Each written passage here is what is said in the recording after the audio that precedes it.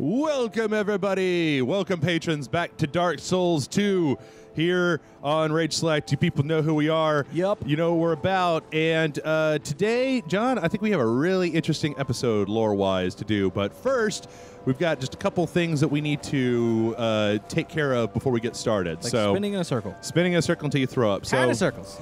Here we go. First off, this has been something that I missed a while back.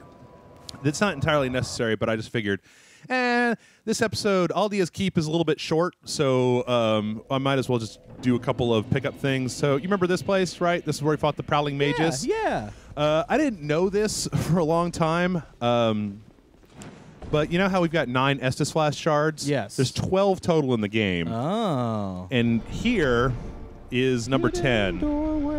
Number 11 is down in the Shrine of Amana, down this giant pathway. I'm not going to get that one today, but I may, the beginning of the next couple videos, I might, the beginning of the next video, or between now and then, I don't know. People who are still watching this, because we're not getting a lot of comments on this anymore. Oops, nope. Roll away. Let me know, there's a couple of questions that I've got about this. One is, we've skipped a bunch of areas in the game, and Yes. whether people want to see us actually go and finish out those areas. Like, I'm not really super interested in doing the PvP in the Doors of Pharos or in the Rat King domain, but I would play them offline. We could totally go through them if you guys wanted to see that. Also, I don't know if people are using this as a way to, kind of spec out their own games, like if they're following along. So I don't know if people really need to see us go get, like that Estus Flask shard, right? Yeah. You can find out totally where that is online. All right, and then we've also got a big old pile of souls, so we're going to go ahead and do some upgrading today.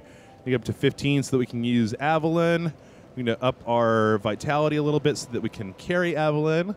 I'm going to put a couple points into, or one into strength, and I'm going to put one into endurance, get a little bit more stamina. Now That's always a good idea. Level 100, so that was 100,000 souls right there. Let's just make sure that I've got enough to be able to wield Avalon, and yep, so as long as our equip weight is under 70%, that's really what I'm looking for. And then I also, before we started, I bought the equipment that I needed from Stone Trader Cloan in order to be able to upgrade Avalon all the way to +7.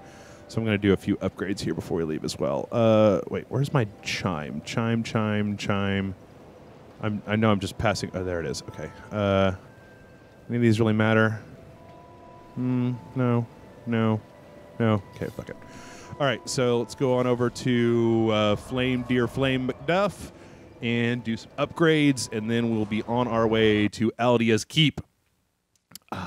John, what's been your favorite area in Dark Souls 2 so far? You got to sit here and basically see all of Dark Souls 2 at this point.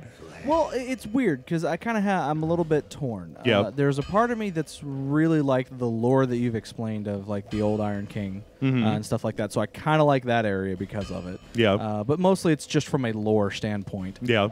But I gotta say, as far as the game actually goes, the last area that we just got out of, we were with the king that ran away or whatever.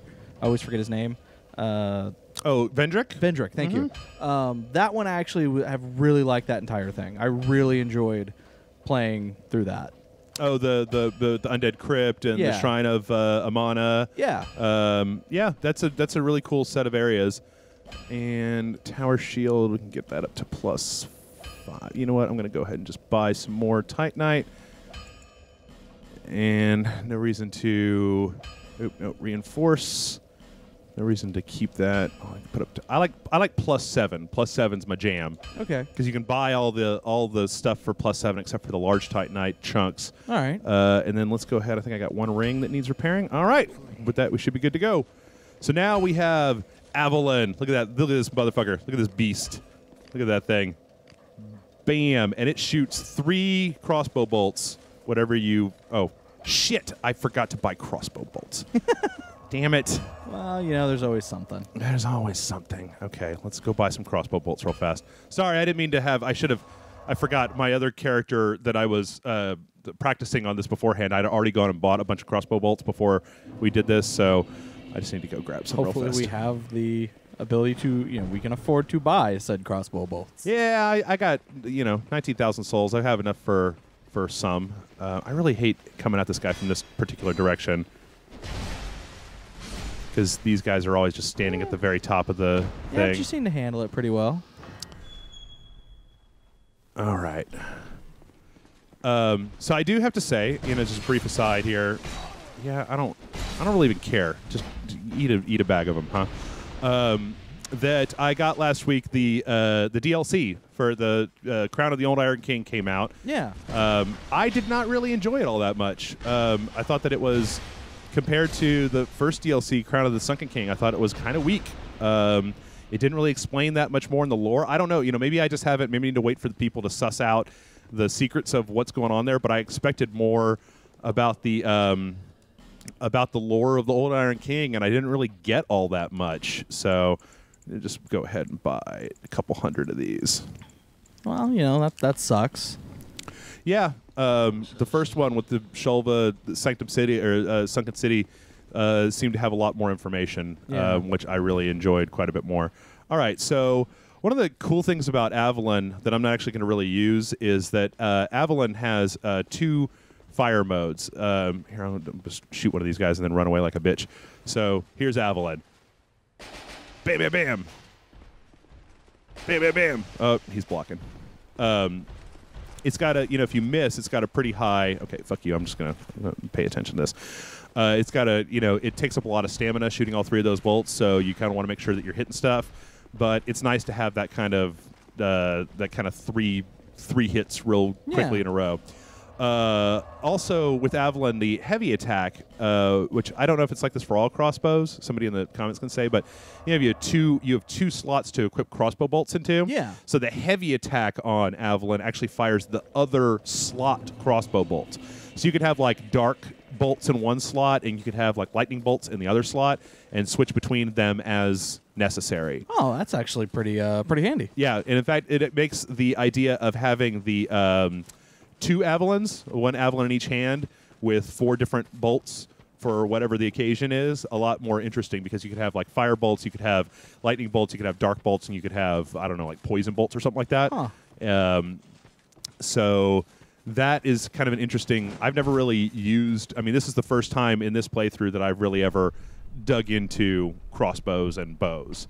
And it was mostly because when I got to the Shrine of Amana, I didn't want to just die over and over again. And then all I did in the Shrine of Amana was die all over and over again, John. Yeah. Motherfucker. Yeah, this is true. All right, so behind the door locked with the King's Ring, we come to Aldea's Keep. And Aldea's Keep, we've talked about Aldea a few times over the course of this. Aldea did hella weird experiments. In fact, a lot of the weird enemies that we see across the land can be attributed to Aldea and Aldea's experiments. Okay. I'm trying to, come on. There's a bunch of these little monkey fuckers out here. I'm trying to just pull one of them. There's one of them. I don't know if the crossbow has a long enough range. There we go. All right. You got like more than one. Yeah. They're not really super hard, but they do proc petrification and bleed. So if you don't block them, they can be a real pain in the ass. So, Aldea is the king's brother, King Vendrick's brother. Okay. And Vendrick and Aldea and some of the other characters in Dark Souls 2 are a lot of them seem to be really concerned with the curse of the undead and how to stop it or control it or what it means to the land, etc., etc. Are you guys all dead now? Okay, cool. Oh nope, one left. And Aldea went about so. Vendrick, we see the creation of the golems in his keep. Now I think I messed this up, but if I didn't, yeah, I messed it up. So Lucatiel will show up in this little area if you've talked to her enough times. And when we're down and fighting the Rotten, I didn't talk to her at that point, that sucks. And that would have been where we would have gotten all of her armor and her weapon. As it is, we're just going to get attacked by a relative of hers. Now, this, I learned something listening to a podcast. I know that there was a way to detect mimics. Yeah. Well, you see how this chest has like locks on it? Yeah. That's what the sign of a mimic, as opposed to chests that do not have locks on them. So this motherfucker is getting ready to try to be a jerk. Another thing I noticed that I've never been able to really like check is that in the mouth of the mimics, those aren't teeth; they're actually fingers. Yeah. Yeah. And we picked up the sunset staff and the dark mask. Let's take a look at some of these. I think it's something else that I really want to take a look at, but let's just see real fast here. Sunset staff is a wand. Oh wait, so that it would be under wand. Sunset staff. All right. The mysterious Lord Aldia secluded himself inside a manor to conduct various experiments. Those invited to the manor disappeared, replaced over time with malformed beasts that roamed its halls. So even in the context of fucked up shit, what happens in the Dark Souls universe, this area is kind of a little bit more fucked up even than some of the other stuff that we've seen,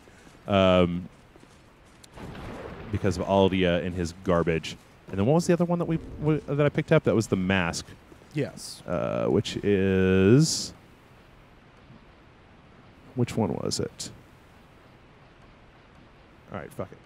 Fuck. Okay, we got to keep going here. Oh, shit. All right, so I'm about to get invaded by an NPC.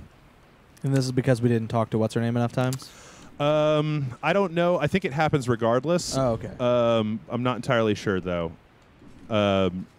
This is actually... When you talk to Lucatiel, she tells you that her brother, like, they come from Mira, and in Mira, it's all about the like great warriors. Like, everybody is, people are measured, their success is measured through their might as warriors. And Lucatiel came to Drang Lake to try to find her brother, and this is her brother. And he's kind of a jerk, but you know what? Dong Slayer is the answer to all of life's problems, John. Yes. If you've got a problem, Dong Slayer will solve it. Check out the beat while Dongacles revolves it. If that cart is a rockin', don't come a knockin'. Yeah, there's a couple of these carts, and you actually find out like there's a few places where they can get broken open, and what's inside of the cart are those bobble-headed lizard guys. Oh, okay. Now, this is a really interesting thing that we're about to see, and you only see it the one time, so it's kind of important, and it tells you a lot about what's going on with Aldia. Dragon. So we see a dragon skeleton, and as we walk into the dragon skeleton, lizards bumping uglies. Yep. There's a dead body on the floor, and it's moving. Yep. He has reanimated the dead. Yep. And I'm trying not to die here. No, and I died. Damn it. So I really wanted people to see that. I knew that if I ran underneath it, it couldn't attack me, which kind of sucks that I died for that. But it's important because there's a lot of stuff in Aldia's Keep that refers to dragons. And I think that one of the reason, or at least most of when you listen to or read any of the lore, it's because in researching the undead curse and in trying to figure out, in doing research about what's going on in the land, okay. One of the things, but I did actually forget something up here, so that's nice. One of the things that was a particular focus is dragons. Yes. Because dragons are immortal. Like, we remember when we watched the very beginning, the cinematic of Dark Souls 1, the gray dragons were immortal. They didn't have life or death. This is before the lighting of the first flame, before the world knew anything about light or dark or any of that and then stuff. It went away? What's that? So the skeleton went away? Yeah, once it does that, it disappears and you don't see it again, which is why I kind of wanted to stand in front of it. I probably should have just stood outside of the door. It probably couldn't have hit me there, but fuck it. So dragons are really what Aldia is into. Aldia is a big fan of dragons because they are immortal, and so they are not susceptible to the undead curse like everybody else is. Now here, in addition to dragons, we have a really interesting character. This guy is Navlan. And Navlan won't talk to us right now. Please, just stay away. Because Navlan will only talk to you if you are undead, if you're not fully human. And the fact that we're human means that he won't chat with us. but he's also got multiple personality disorder. If you come back and talk to him as an undead, he has a completely different voice that he talks to you in. And so there's a couple parts to Navlan. Navlan actually has a whole quest line where he asks you to go assassinate a bunch of people that have connections to Aldia. Now, on the other side, we've got this hallway. In this hallway, there are these messages. Pull back, pull back, pull back, pull back, pull back, pull back, and finally, don't you dare. And on the other side, we've got a switch. Now, when I first played through the game, I was like, fuck you, things on the ground. I will pull whatever tell me what to do. Switch I want. Well, what happens when you do that is you let Navlan out of that box over there, and he has his split personality as a dark phantom that just starts invading you, over and over again. So basically, he has a great sense of timing that whenever you're in a really sticky situation, bam, here comes Navlan. But one of the interesting things I didn't even realize before was if you look at these messages on the floor, these are not player messages because you can't rate them.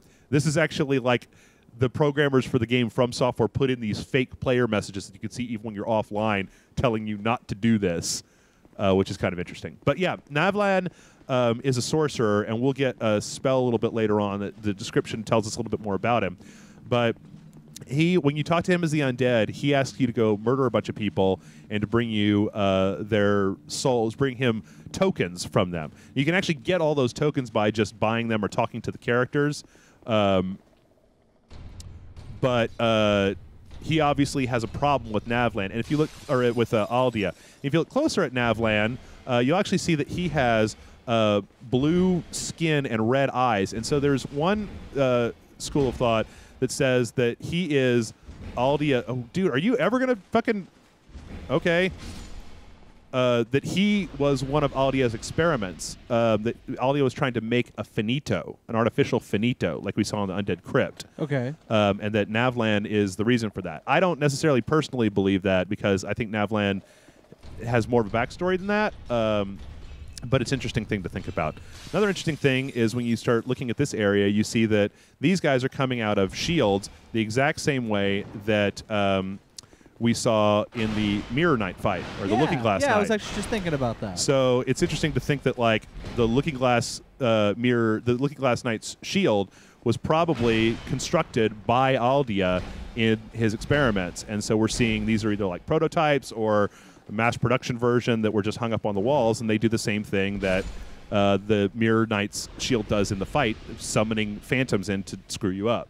So I think that's really interesting, and it talks a lot about what's going on here, except for the fact that these guys aren't actually summoned. They're just breaking out of the shield all on their own.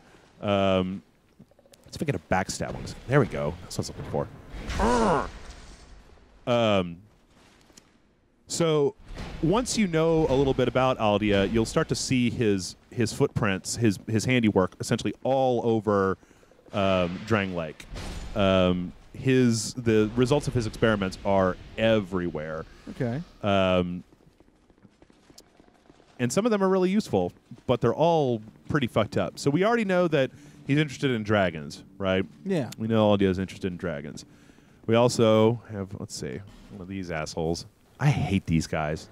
There is 3 of them in here. Now this guy is kind of fucked in that he can't actually... No, Avalon, not the shield. He can't actually walk through this tiny gap, so I can just sit here and pepper him with arrows in the face. Because he's trapped. Yeah, Cyclops. Yep. There's, from that description that we've seen of Aldia's Keep from the Sunset Staff, there is some question as to whether or not these are actually people that have been experimented on, maybe with like dragon characteristics or dragon DNA. We also know we're also going to find that Aldia also experimented with the giants as well. So it's possible.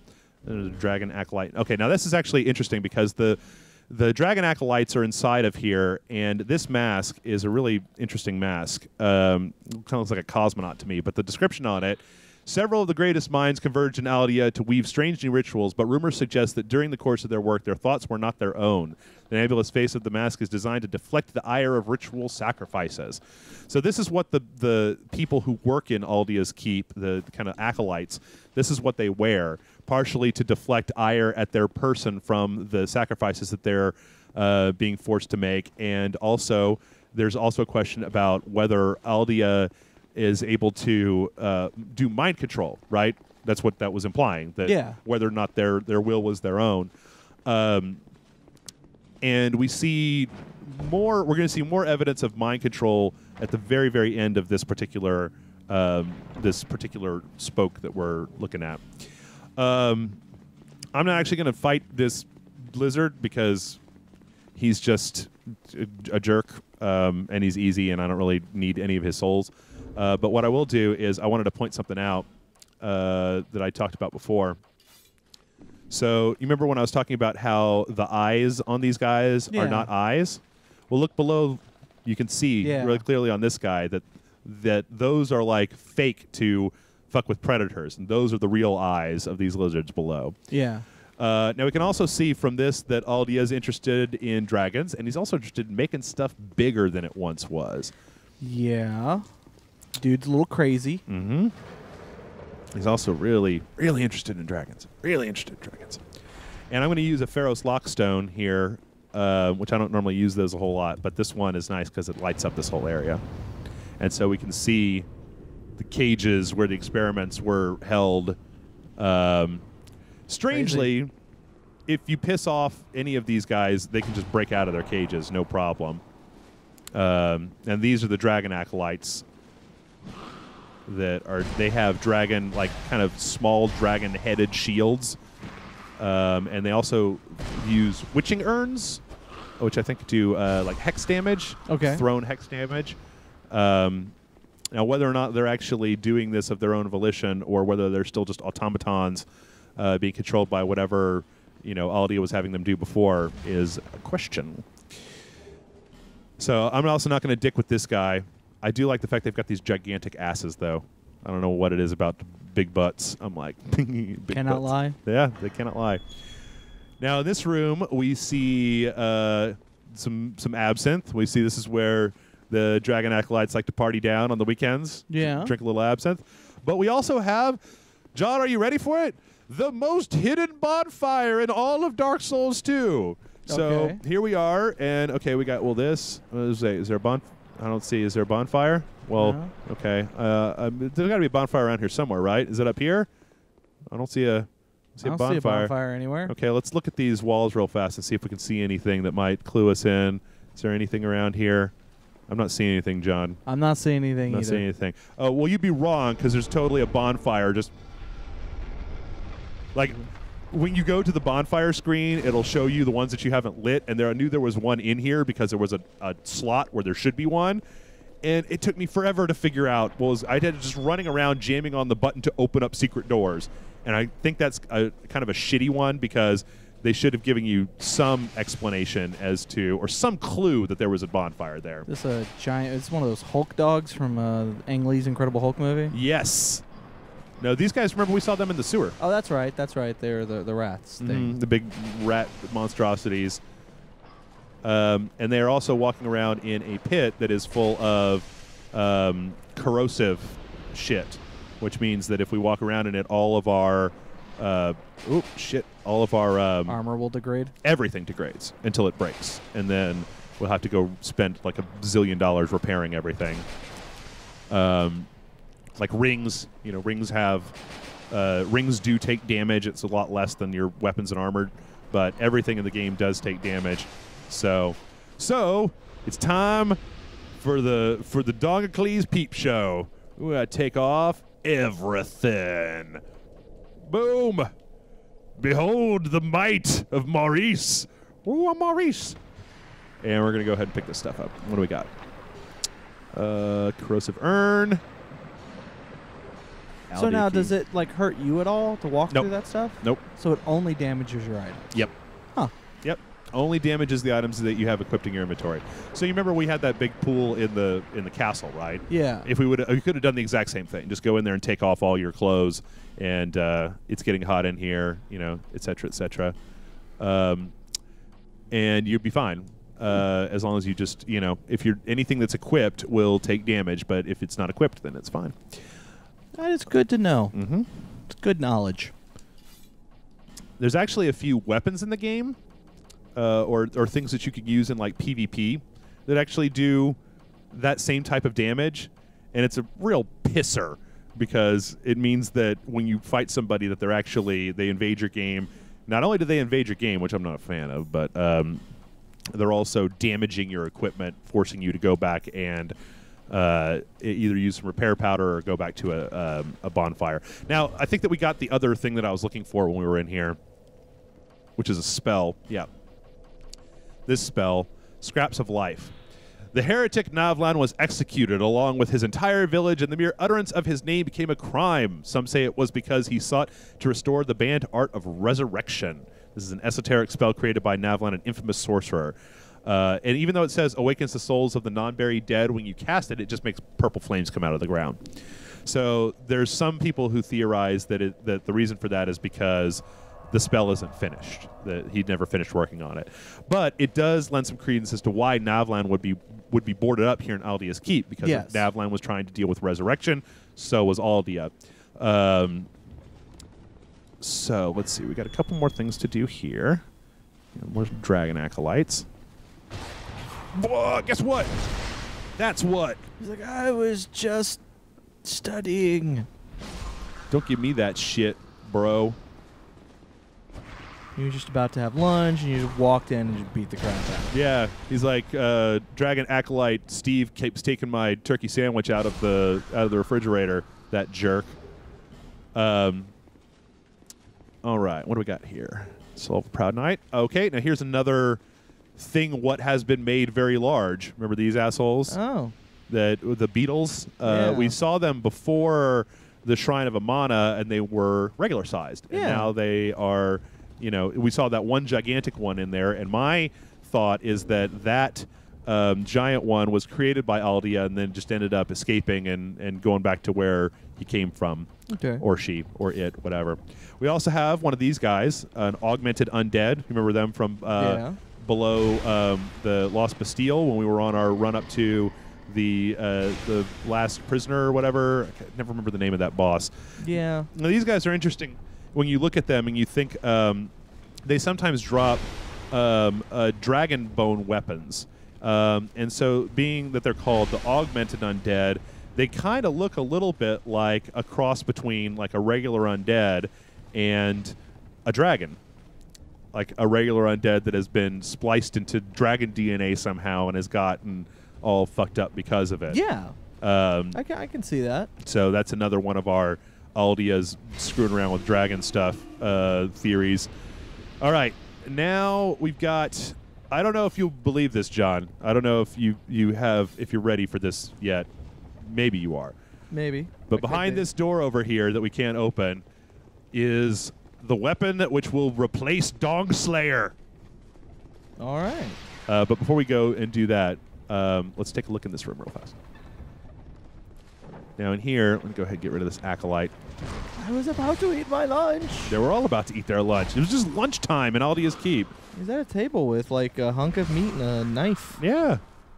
We actually have that weapon, I think. Yeah, we do. But what's interesting about this room is not necessarily that guy or any of the stuff in it. It's this giant pile of dead giants that we're draining corrosive acid into down below where we fought those dogs. Ew. So here's another part of what Aldia was experimenting on was giants. And you can kind of see that. And I like to think that these big golem dudes are giant people hybrids, like I said before. Now, this particular guy, we need him. I really hate the way these guys attack because you can't stagger them no matter how big the weapon that you're using is. Yeah. And they're very hard to block, and they have this one attack where they grab you and they pick you up and they eat your head off. But don't let him do that. The only way to get through this door is to make him bust it. And it looks like he doesn't want to, right? There he goes. Hey there, buddy. Good job. You get lightning arrows as a reward. Happy Lightning Arrow Day. Come on. Come around the corner. What are you doing? Getting stuck on the walls. Oh, fuck. Watch out. Fuck. They also do this fall over bitch attack, and then they get back up super freaking fast. So generally speaking, I will just go indoors and avoid them because they can break through some doors, but not like these doors. Too thick. Yeah, a little too small. I'll shoot you in the junk, buddy. Right in your I'm junk. just saying the wall's too thick. So. Oh, yeah. And the door's too small for them to come through. So. Mhm. There's actually a couple of these guys back near the... there's actually one of them that you can encounter. God damn it, would you quit dodging? There's actually one of them... Seriously, bro. Did you just come in front of the door real fast? There we go. There's one of them that you can encounter before you even go into the hut in Things Betwixt at the very beginning of the game. Oh, yes? When you're running up to the hut at the very beginning of the game, there's actually a little sideways place that you can go to that goes behind a... Oh, yeah, right. You got busted out of your cage. That you can go to that goes behind this or over around where Things Betwixt are, and there's one of those guys there. So you could try. I mean, you know, good people are apparently able to take him on long before that you even have a weapon at that point. But, oh, so we just got a malformed skull, and this is from the dragon, from the Enhanced Undead. Possibly the skull of a dragon, a rare specimen, likely too rare to be swung about willy-nilly. And this thing looks like kind of a small dragon head that's been crazy made into a club. But this is the reason that I even dicked with that motherfucker. It's because this is the new hotness, and I don't have time to upgrade it right now. But this is the malformed shell. And this thing... One of the malformed weapons developed in Aldia, swung like a great hammer, appears to be a fragment of a giant shell, but its precise origins are unknown. Peculiar figure known as Lord Aldia attempted to uncover the secrets of life itself and viewed the undead as a key to this mystery. And this thing basically is just a hunk of, like... Jaw, yeah. And I think we actually find the creature that these came from in the Crown of the Sunken King DLC. I don't think they're in the actual game itself. But... This motherfucker is basically, even right now, we can see that it is stronger than our club. Well, it's got a stronger base damage than our club. Once we infuse it with lightning, then we'll be good to go. So with that, we're going to go... Can you get a time check real fast? Because we're about to head on over towards the boss. 32? Okay, that'll work. Okay. We're about to head on over to the boss of this particular level, who is either going to be a gigantic pain in my rectum or easy as punch. I can't tell which one yet. It could go either way. It could go either way. As it has been with these playthroughs. So bosses you thought you'd have trouble with, you end up having no trouble with. This bosses is you thought would be easy. Right. This is another one that I don't like because there's a giant behind that door. And you have to... There's nothing to really tell you that there's peril here. But when you try to open the door, he's going to come busting through the wall. And I think that I just have to take this hit, which kind of sucks. Oh, no, wait, not that door. This door. Shit. Wrong door. Okay, let's get him. There he comes. All right, there he goes. See you, sucker. I don't give a fuck. All right, and now we can see... Ooh, summon sign. I don't think this is I think this is an NPC. Faithful Loom? I don't know if I've ever seen that before, though. I don't know. I think this is a player. Let's get him in here, though. You can see that we've got another kind of weirdly impossible geometry of the level thing going on here. I am going to wave to this guy. Okay, I think he's a regular person. Only the DLC characters, or only the DLC summons, pretend to have... Yeah, okay. Yeah, normal people don't do that. All right, let's get some shit going on. Faithful Loom, the Guardian Dragon, first holy shit dragon that we've seen in this particular game. Now we're actually doing extremely well because Faithful Loom and I both have lightning weapons. Of course, I'm just not getting destroyed by that. And if you remember from the intros to the original Dark Souls, lightning was what stripped the dragons of their... not of their... The lightning was what Lord Gwyn used to basically oh fuck, still not entirely sure how to avoid that particular attack. Was what Lord Gwyn used to strip the immortal scales off of the dragons. And now if I can get him, yeah. So he does this little foot attack, and if you stand by his foot, a lot of times he'll get locked into just doing these trying to step on you attacks rather than flying up in the air and, you know, breathing fire on you, which he should just be doing because that's far more effective than this bullshit.